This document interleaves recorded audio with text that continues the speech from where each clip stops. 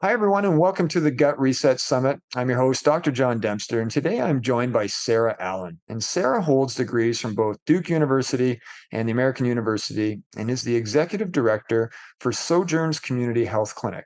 And she feels honored to lead a clinic that provides naturopathic primary care, physical therapy, acupuncture, chiropractic, and many other services to help people feel whole and well. And she's also a health coach, helping many clients realize their ability to create and live a life that they absolutely love. So, Sara, welcome to the Gut Reset Summit. Great to have you here. Thank you, John. Thanks for having me. You're very welcome. And today, I'm really keen to hear about this topic and this expertise that you have, which is intuitive eating and mindful eating. And again, we're going to break this down. But tell us a little bit before we get into it. How did you end up in this, and what is your story? A lot of the doctors we interview on this summit and practitioners like yourself, they have this incredible journey that they've been on. And how did you arrive here? Sure, I'd love to share a bit about that. Thank you for asking. Thinking back to my 20s, even, I had a lot of food issues, as many 20-year-old women do. And what I learned over the years after trying different diets and protocols was that really, unless I dealt with my emotions and what was going on inside of me and related to stress, I wasn't going to be able to solve those food issues. And so my personal journey was that I found an amazing mentor who could help me really learn to regulate and handle my stress. And that's what I'm excited to talk about today is that as we're thinking about digestion and gut health, we really have to look at a lot of our beliefs and programming and emotional past that has come up and begin to heal that first. Well, it's so important because we know the gut has a significant amount of nervous tissue that is directly impacted by our emotions. And this is where I think we really want to unpack some of this today. And tell us, what is intuitive eating? What is mindful eating? Let's break that down. Yeah, so intuitive eating. Well, I'd love to also just add that your body is adaptable. So, what people are experiencing right now today with their gut health issues isn't there forever, right? I'm really excited about this summit because we're going to give people tools to start to change. So, when we think about intuitive and mindful eating, we're really looking at what state is your body in? How are you listening to your body when you sit down to that meal? And so when we're talking about digestion, I love to say to my clients, how you do one thing is how you do most things. And so when we're looking at how you eat, how you consume food, I always ask people, how are you consuming life? So, are you moving through life in haste, like go, go, go, not really even listening to your body? That's probably how you're eating. And as you know, when we're in that state of stress, our autonomic nervous system is not able to digest the food very well. So, I like to think of digestion as this intimate exchange between the outside world, what you're putting in your body, and your internal world. And you really want to have this alignment and bring your body into a state where it can digest well. And your digestive power really reflects how you digest and absorb all of life. So if people consider for a moment, when you're eating, are you in a place of comfort? Are you with friends and family? Or are you eating really in haste on the go? I have one client the other day who told me she has her coffee in the morning and then just goes all day and doesn't even realize she's hungry until she's hangry and just at the extreme end. And so I want to talk about today too how we listen to our body. That's what intuitive and mindful eating is really paying attention to not just what you're eating, which a lot of gut health, we need to look at what we're eating and how it's affecting us. But in order to really do that, you have to think about how you're eating. And so I like to tell people, even from the moment you purchase your food. So I live in New England where we have tons of local, fresh, even organic produce and meats. And so the minute you purchase your food, is it local or is it packaged? What's your intent when you're preparing that food? Are you preparing it with love and thoughtfulness? And then, another way to think about mindful eating is as you're consuming it, if you're consuming meat, You can even have a sense of gratitude for that animal that's giving you the source of protein, or gratitude for the farmer and the soil that grew the vegetables and fruits that you're eating. So I love thinking about mindful eating as really enjoying the food that you're eating. And your mindset can have tremendous impact then on how your body receives that food. So you could eat a really healthy salad, but if you're eating it in haste and on the go, your body's not going to absorb the nutrients as well. And likewise, if you're eating a fresh cookie from the oven, eat it with gratitude. Don't feel shame and guilt over that cookie or that sweet. So important. I think so many people have that shame with foods. I always try to explain to our patients that come in, it's not about perfection. There's always a little bit of, for most people, a little bit of give that we can have there. And if we have that, that level of shame, guilt, and anxiety around eating a treat, that's just going to have a double, triple effect on, negative gut effects throughout the body. But yeah, this is Absolutely. very, very important to talk about. And I know we're going to break down a number of what you call segments of intuitive eating. Where do we begin? Like you resonated right away with me when you started talking about, how we address eating like we address life. In Toronto, we have so many fast-paced, very successful people, like many people throughout the, listening throughout the world, but we just see them go, go, go, go. And, you really painted a picture there that we have to bring it all the way back to how we eat. So how do we start for these people that might be on the go? I'm so glad you asked. That's the perfect segue. So one of the things I like to teach clients as a coach is called the 5-5-7 breath. And we can do it right now, a couple rounds for people. And what this is going to do is it's going to slow you down. And you can do this anytime, anywhere. And that's the beauty of it. And so, especially for people that have ignored their body's signals for so long, they have a disconnect. And even if you have the best clinician in the world helping you, maybe you're doing an elimination diet, and you need to pay attention to how different foods are making you feel as you reintroduce them. If you haven't slowed down your system, if you don't have a connection between your body, brain, and emotions, then you're not going to be able to really tell how a certain food is making you feel. So I love this. It's called the 5-5-7 breath, and we can try it right now. And this is going to lead you into that parasympathetic, that more pleasant, relaxed state that enables better digestion. So we're going to breathe in for 5 seconds, hold for 5 seconds, and then release for 7. So is it all right if we just do a round or two with our audience? I'm already, yes, please. I already started, but let's finish. Okay, awesome, awesome. So I want everyone to just feel your feet on the ground. You can close your eyes if you want, and I will count for you.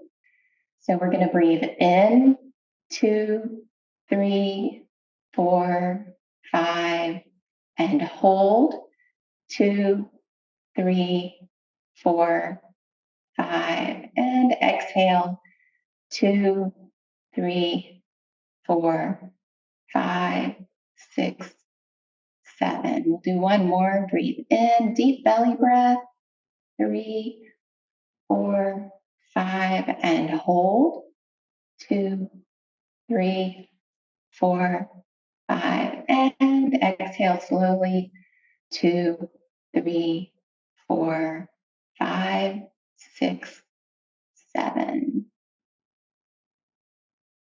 And just take that in. And you can do that before you eat, before you exercise, anything where you just want to come back into presence with your body. And then I like to ask people, think about your hunger scale on a scale of 1 to 10. Once you've kind of relaxed your body, are you really hungry? Or are you hungry for something else, like connection? Do you need to call a friend? Or are you hungry for rest? So as we pay attention to our hunger, we begin to learn, what is it that I really need?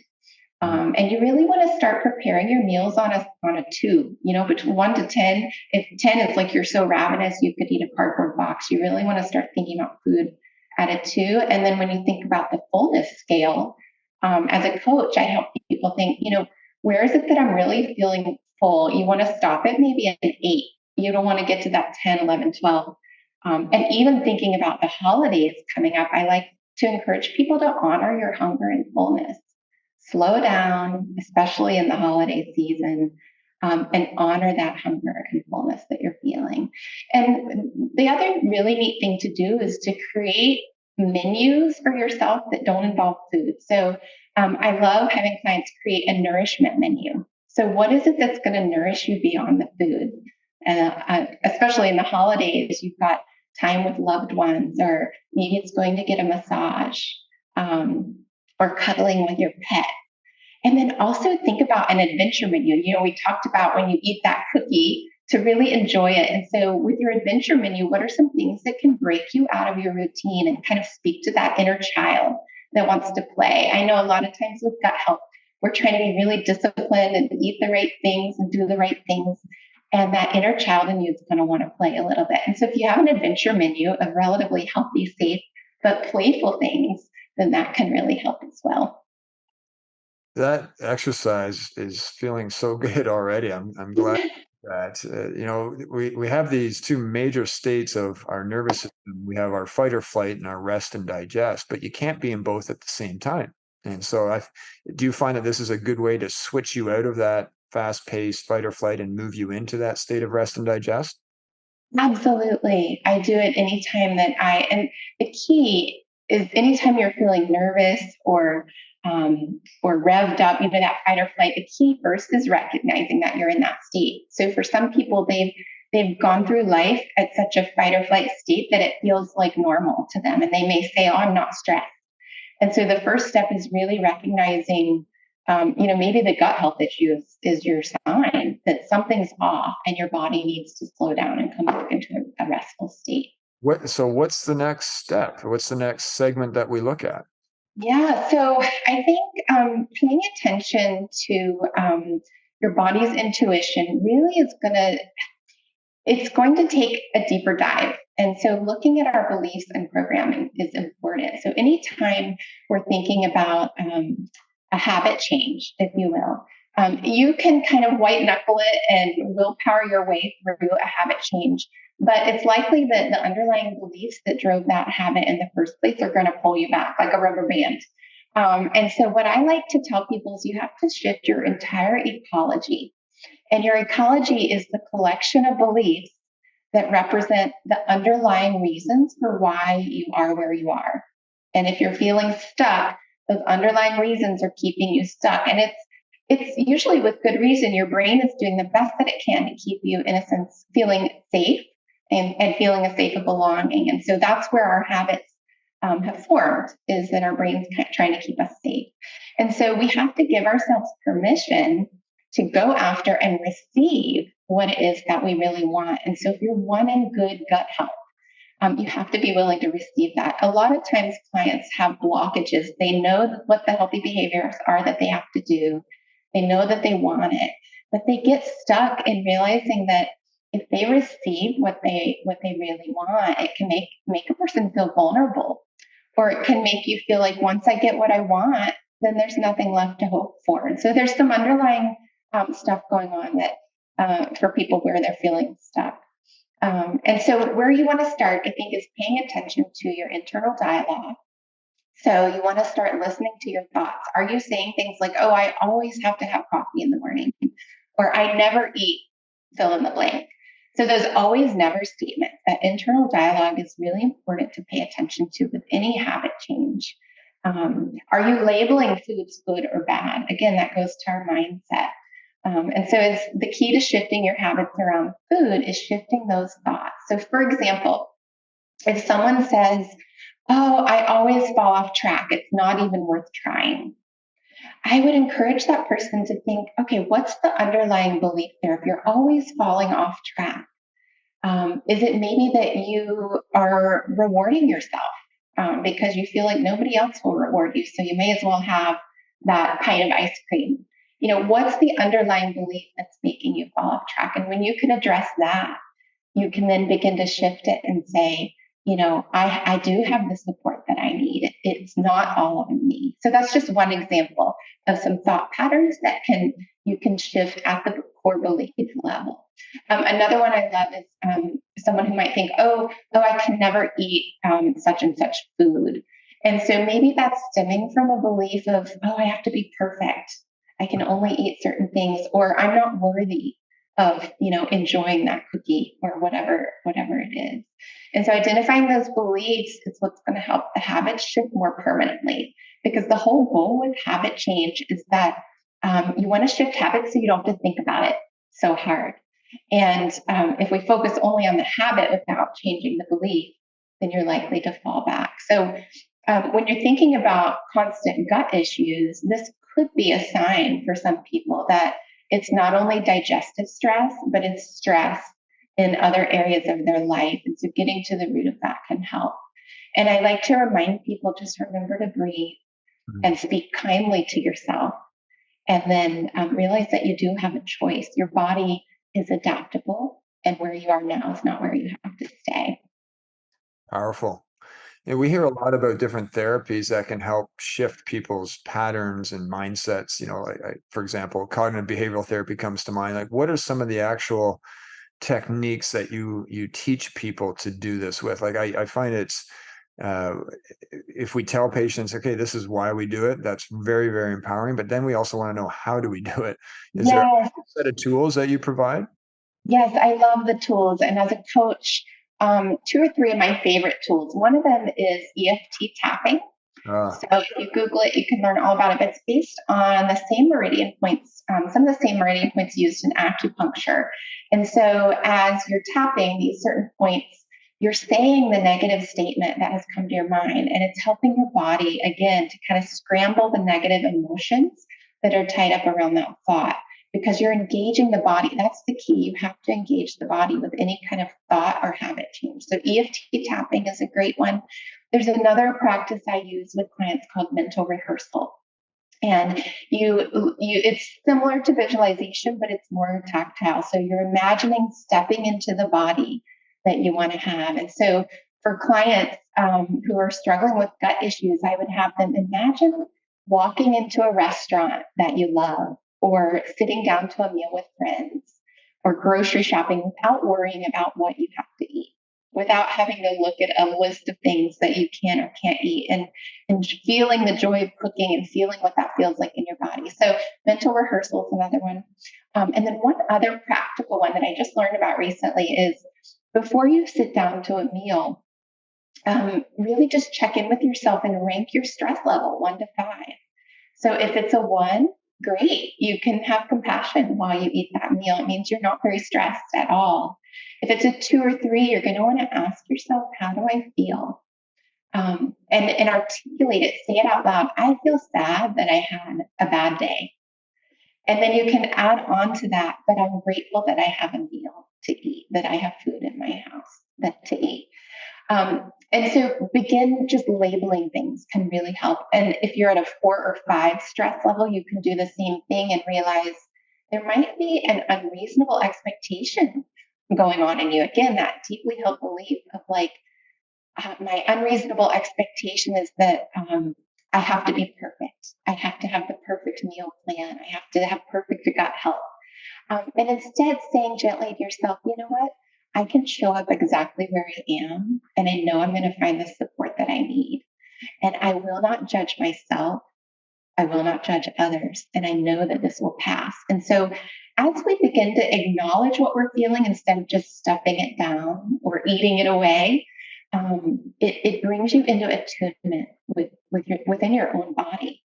Um, and I think it's so important to remember that healing is like a spiral. So one of the doctors that I work with was sharing this analogy with me, that it's not a straight line, and it's continually going up. So the beautiful thing is that you're never in the same place, and that you can look down on the same situation with this fresh perspective as you heal and as you go through the stages of healing.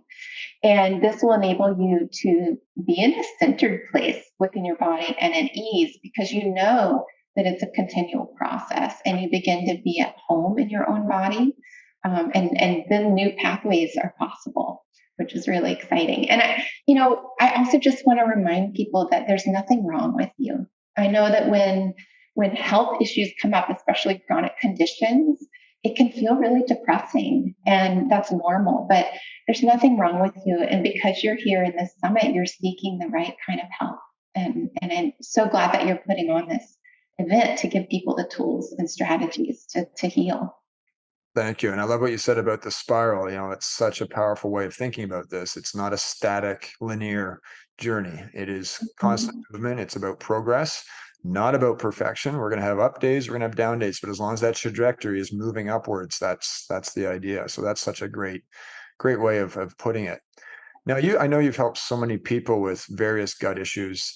Do you see patterns of, certain types of gut issues that would say, okay, intuitive and mindful eating is really going to nail this? Because obviously there's so many factors when it comes to various gut issues, but I think this is such a key point that is probably often overlooked by a lot of the standard practitioners that are out there right now. What do you see in terms of pattern recognition with certain gut issues, and that's where you lock in right away? Yeah, I would say that anytime something is a chronic condition, to me, that's indicating there's a layer of stress going on in that person's life. If they've tried everything under the sun and they're still having this issue, there could be something that they haven't looked at in terms of the deeper beliefs. And it's a hard question to ask, but I often wonder, does someone really want to heal? And so I've had to ask myself that in different stages of life. Do I really want to heal? And what is the reward in staying where I am? And so as we're thinking about mindful and intuitive eating, we have to think about having a mindful and intuitive life. And what is it that we're really wanting out of life? And so I think that's where I would start is what is the reward? And as a coach, this is what I ask clients, like, what is it costing you to stay where you are with the gut health issues that you're having? And what is it that you really want? And how's it going to help? Why is that important to you? Is it that you just want to feel good in your body? Great. Is it that you want to be able to play with your kids again outside and not worry about having to run inside to use the bathroom, or you want to travel? What is it that you really want and why is that important? I think is another good question to ask. So the patterns that I see typically with people is that they know what to do, but their body is not in agreement with what they are saying that they want. And that's where it indicates to me something deeper is going on. Great answer. What's a typical timeline, Sarah, when somebody is addressing these underlying issues, whether it's stress and emotional, I call them pins in the heel, things that we have to address and take out, or else we're never going to get well. So what are the average timelines for these? Because it's going to vary depending on what people bring to the table. But what do you see? Mhm. Yeah, it does vary. In our clinic, we have, because we live in New England, a lot of patients are dealing with chronic Lyme, for example. And so, anytime you have a gut health issue, we have to look at other conditions that patient or client might be having. So, is there something like Lyme or arthritis or depression? Everything is really commingled. And the beautiful thing about our clinic is the providers meet daily and talk about the physical therapist may have a client who's also being treated for some other kind of chronic condition. And so I think the timeline varies depending on what other conditions and symptoms a client might have and their goals. So it depends on where they're wanting to go. As a coach, I typically work with people on a 90-day program, and we set a goal for those 90 days. And we begin to see change within the first half, I would say. I've got some clients at the midpoint right now, and I can already see that they're calmer and that they're starting to take on. I had a client this morning actually who's working with a nutrition coach specifically around what she's eating, how she's preparing that food, and then I can coach her along in the habit change and behavior change model.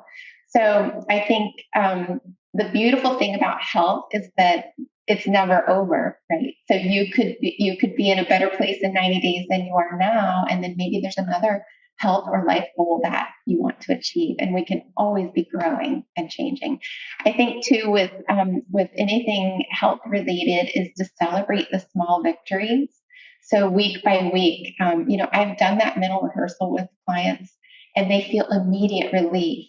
And the challenge for them then is doing it regularly until they become that person that they really want to be. Love it. Are there any other parts of your segments of intuitive and mindful eating that you want to discuss, or that we might have just glanced over quickly? I think that really covers it all. I think this is really about helping people to love their bodies, to love themselves, and love life so that they can share more with the world around them.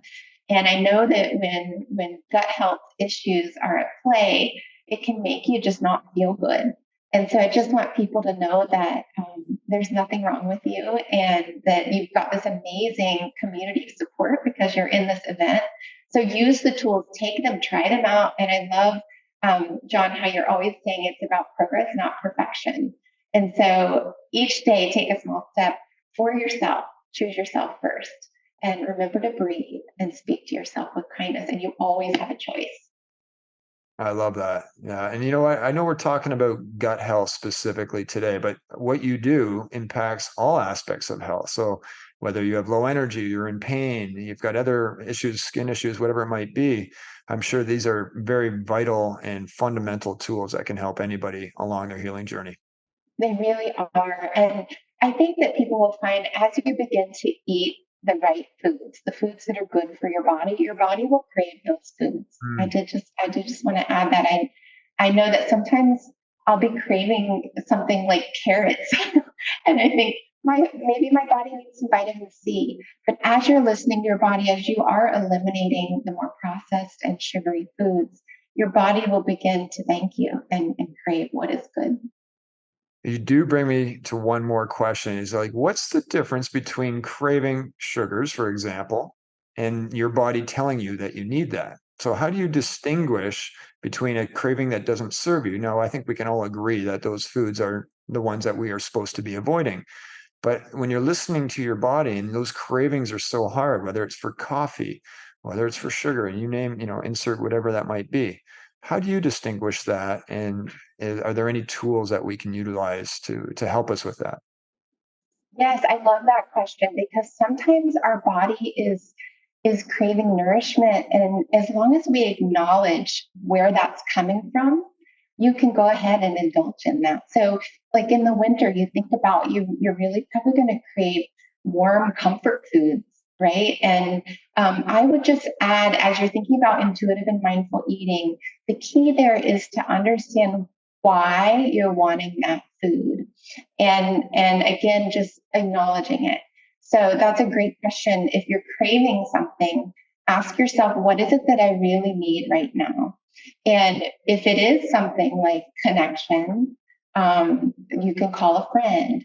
Or even if it is and you still want that sugary food or the comfort food that may not be as healthy, the simple act of acknowledging it and consuming it with gratitude will make a huge difference in your body's ability to digest it and take it in.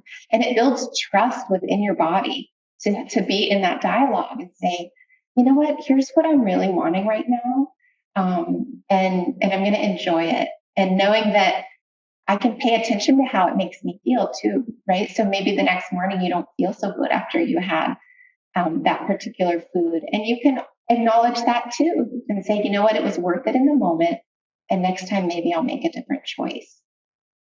Thanks. Yeah, that's great explanation there, Sarah. But thank you so much for your advice and your wisdom on this topic. And where can people learn to find more about you online?